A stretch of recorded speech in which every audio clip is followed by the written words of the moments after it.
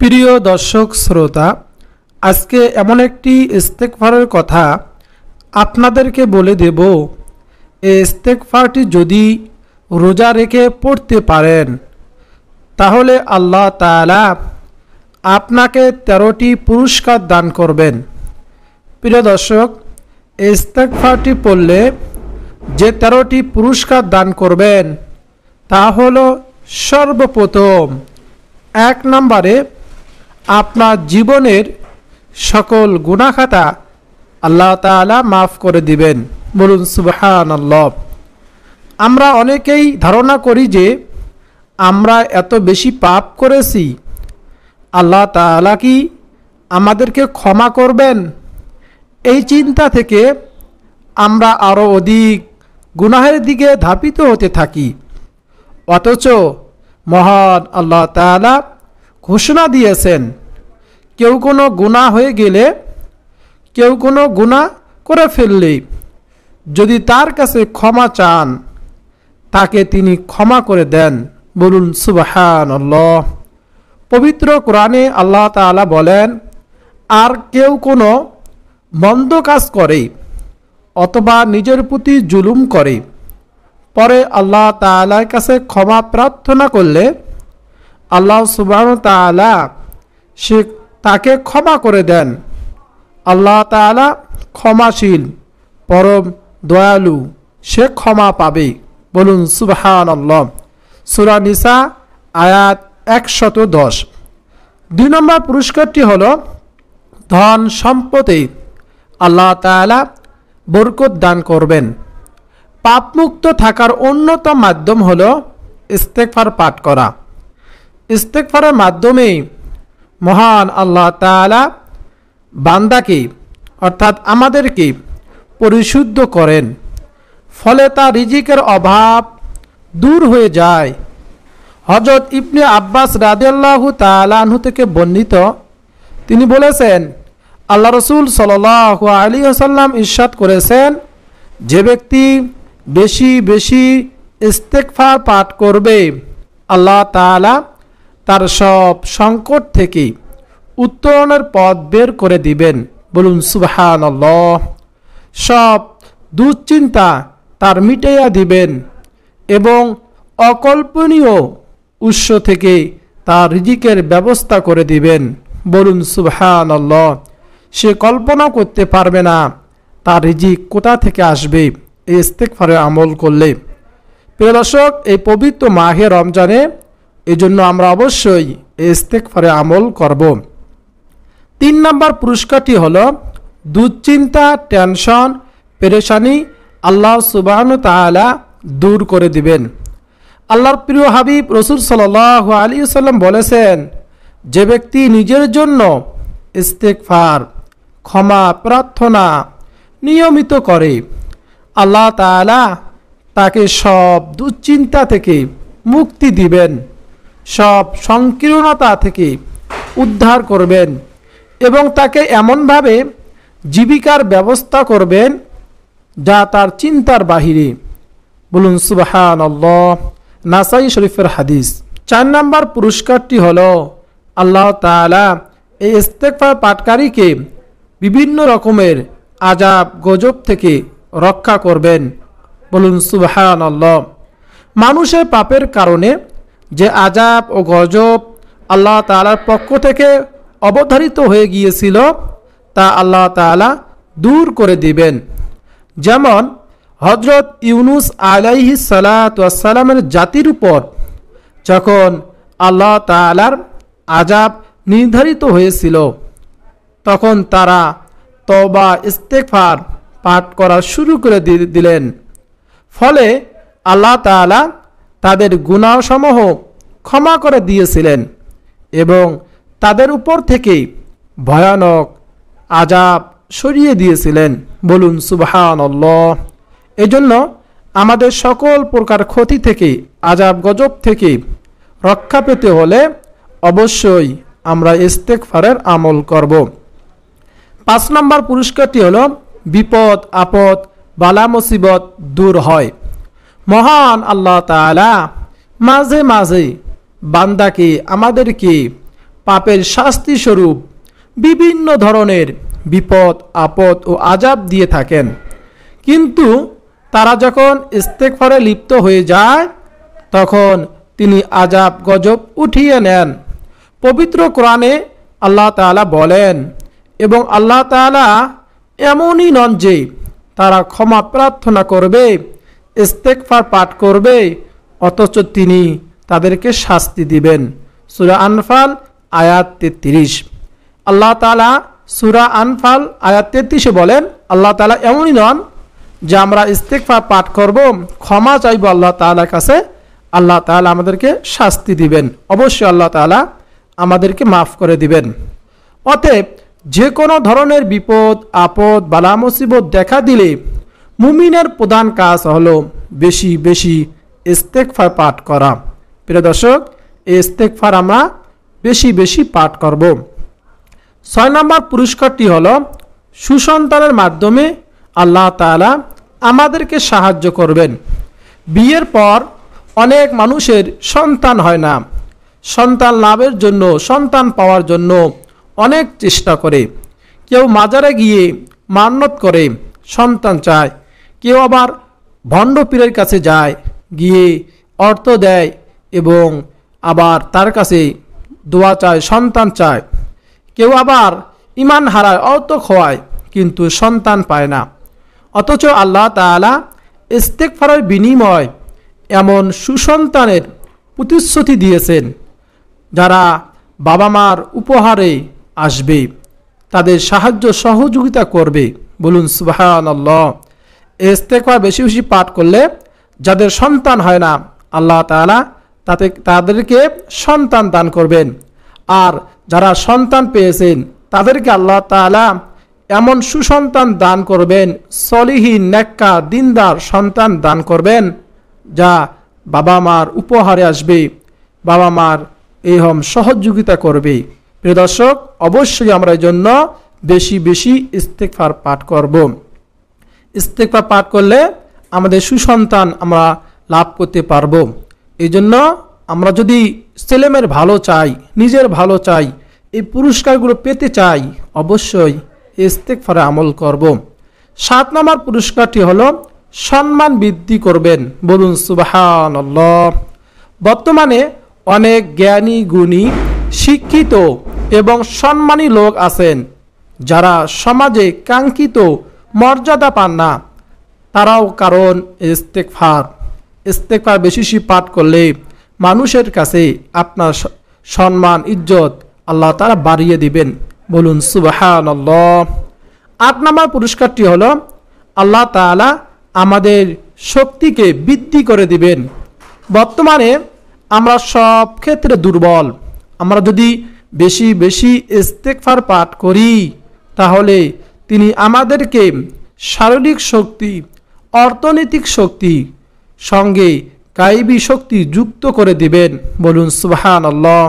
আমরা সুস্থ থাকতে পারবো, রোগ শোক থেকে আমরা মুক্তি পাব এবং আমাদের অর্থনৈতিক শক্তির সাথে আল্লাহ তাআলা গায়বী শক্তি যুক্ত করে দিবেন।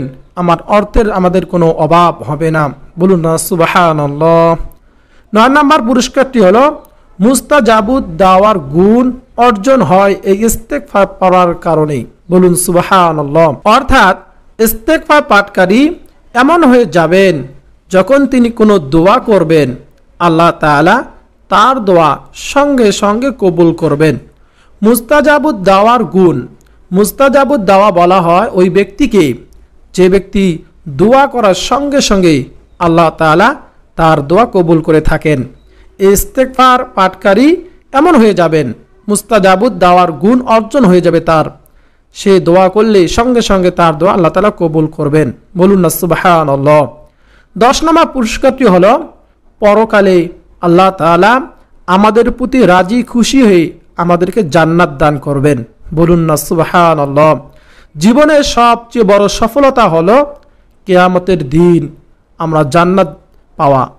আমরা যদি কিয়ামতের দিন জান্নাতে যাইতে পারি, জীবনের সবচেয়ে বড় সফলতা এটাই। আর যদি জান্নাত না পাই, জীবনে আমাদের সবচেয়ে বড় ব্যর্থতা। প্রিয় দর্শক, এই জন্য আমরা পবিত্র মাহে রমজানে বেশি বেশি ইস্তেগফার পাঠ করব, ইস্তেগফারগুলো শিখব এবং সুন্দর সুন্দর করে আমরা ইস্তেগফারগুলো পাঠ করব। 11 নম্বর পুরস্কারটি হলো রহমতের বৃষ্টি বর্ষিত হয়। বলুন সুবহানাল্লাহ।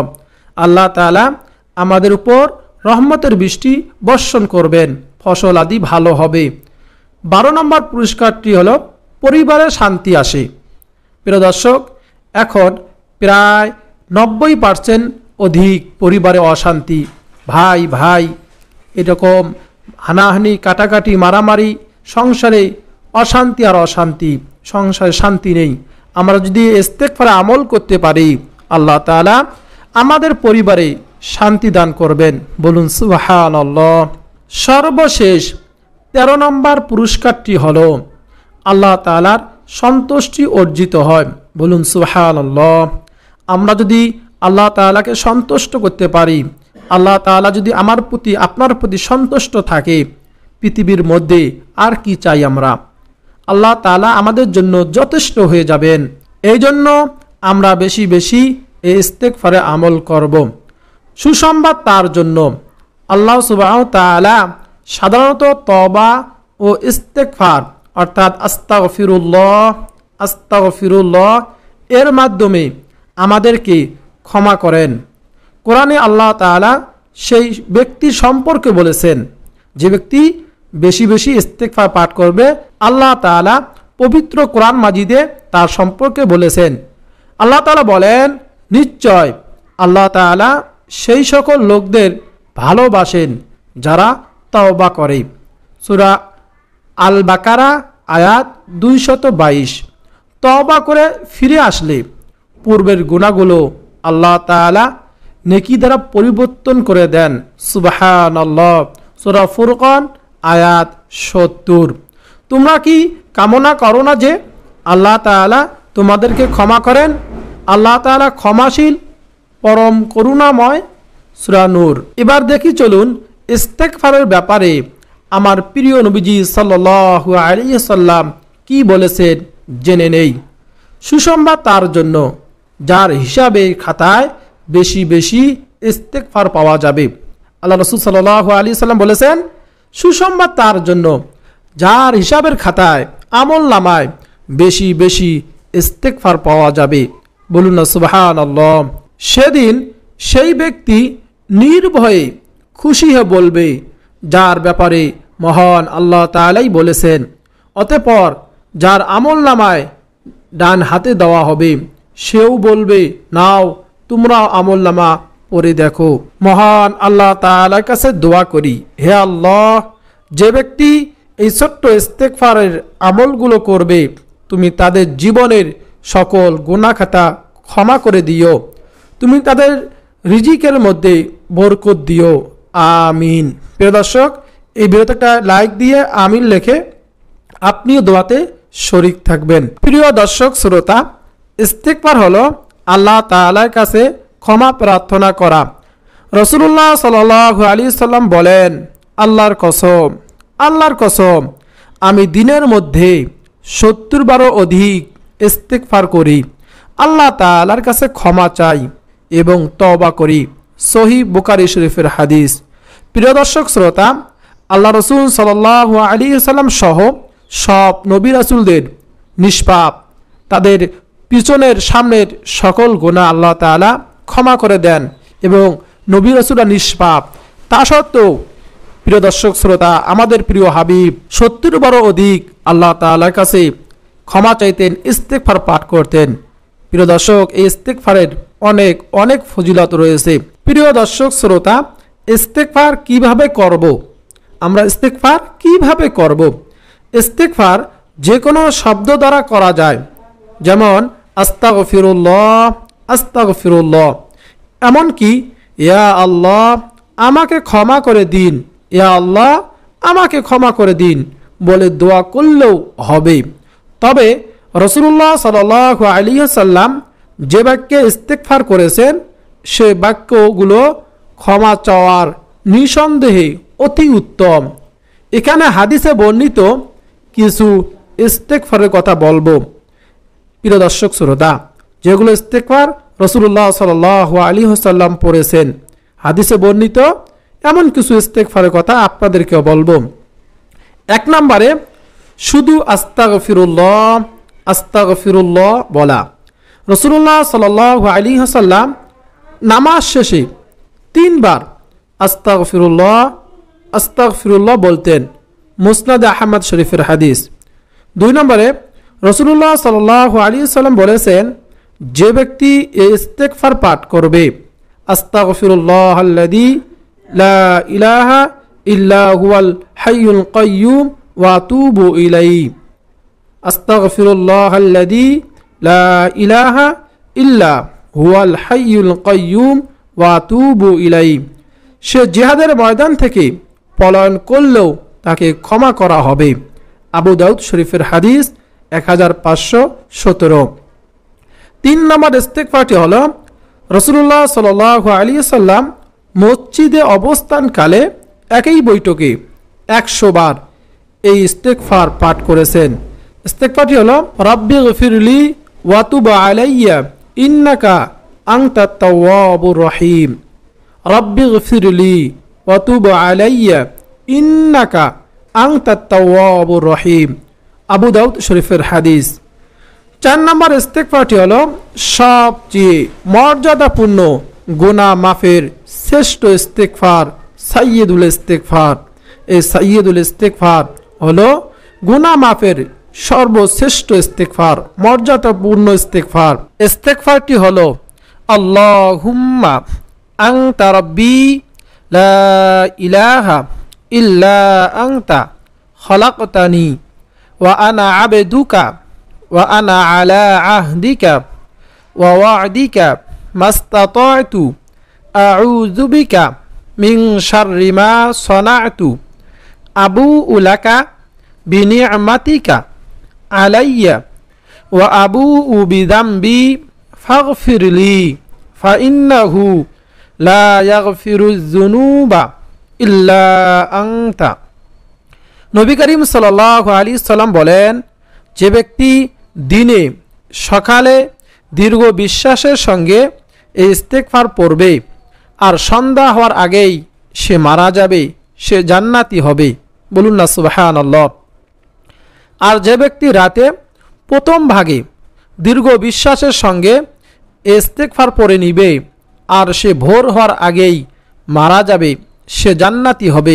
সহিহ বুখারী শরীফের হাদিস 6306। প্রিয় দর্শক, এই সাইয়্যিদুল ইস্তেগফার আমরা সকাল সন্ধ্যায় আমরা কমপক্ষে একবার হলেও পাঠ করব। আর হাঁটতে চলতে ফিরতে উঠতে বসতে যখনই মনে হবে আমরা রোজা রেখে এই পবিত্র মাহে রমজান মাসে আমরা বেশি বেশি আস্তাগফিরুল্লাহ আস্তাগফিরুল্লাহ আস্তাগফিরুল্লাহ বেশি বেশি পাঠ করব। এই ছোট্ট ইস্তেগফারটি পাঠ করলে তাহলে এই পুরস্কার আমরা অর্জন করতে পারবো। ইস্তেগফার আমাদের জন্য যথেষ্ট হয়ে যাবে। বলুন না সুবহানাল্লাহ। প্রিয় দর্শক শ্রোতা, এই পবিত্র মাহে রমজানে একবার সুবহানাল্লাহ পাঠ করলে অন্য অন্য মাসের তুলনায় 70 গুণ সওয়াব আল্লাহ তাআলা আমাদের আমলনামায় বেশি দান করেন। আর ইস্তেগফার পাঠ করলে আমরা কত সওয়াব পাবো আল্লাহ তাআলা।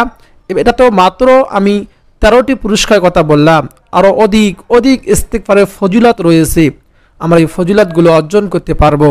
আর সাইয়্যিদুল ইস্তেগফার আমরা সকাল সন্ধ্যায় একবার করে পাঠ করব। তাহলেই রাত দিন 24 ঘন্টায় আমাদের মৃত্যু হলে আমরা জান্নাতি হতে পারবো বিনা হিসাবে। বলুন না সুবহানাল্লাহ। আল্লাহ তাআলা যেন আমাকে এবং আপনাদের সকলকে এই পবিত্র মাহে রমজানে বেশি বেশি ইস্তেগফার ও ইবাদত বন্দেগী করার তৌফিক দান করেন এবং এই মাসের ওসিলায় আমাদের জীবনের সকল জানা অজানা ইচ্ছাকৃত অনিচ্ছাকৃত আল্লাহ তাআলা যেন সকল গুনাহগুলো আমাদের ক্ষমা করে দেন। বলুন না আমিন। প্রিয় দর্শক, এই ভিডিওতে কি লাইক দিয়ে কমেন্টে আপনিও আমিন লিখে দোয়াতে শরীক থাকবেন, কেননা কার আমিন কার দোয়া আল্লাহ তাআলা কবুল করেন আমরা কেউ জানি না। হয়তোবা আল্লাহ তাআলা আপনার আমিন কবুল করতে পারেন এবং আপনার ওসিলায় আমাদের সকলের দোয়া কবুল করবেন। এজন্য আমরা কেউ অলসতা না করে কমেন্টে আমিন লিখব এবং ভিডিওটিকে লাইক দিয়ে ভিডিওটি শেয়ার করে ছড়িয়ে দিব, যাতে সকলে এই ইস্তেগফারের আমলগুলো করতে পারে। প্রিয় দর্শক, আজকে এই পর্যন্ত। আপনাদের সকলের সুস্বাস্থ্য কামনা করে বিদায় নিচ্ছি। আসসালামু আলাইকুম ওয়া রাহমাতুল্লাহি ওয়া বারাকাতুহু।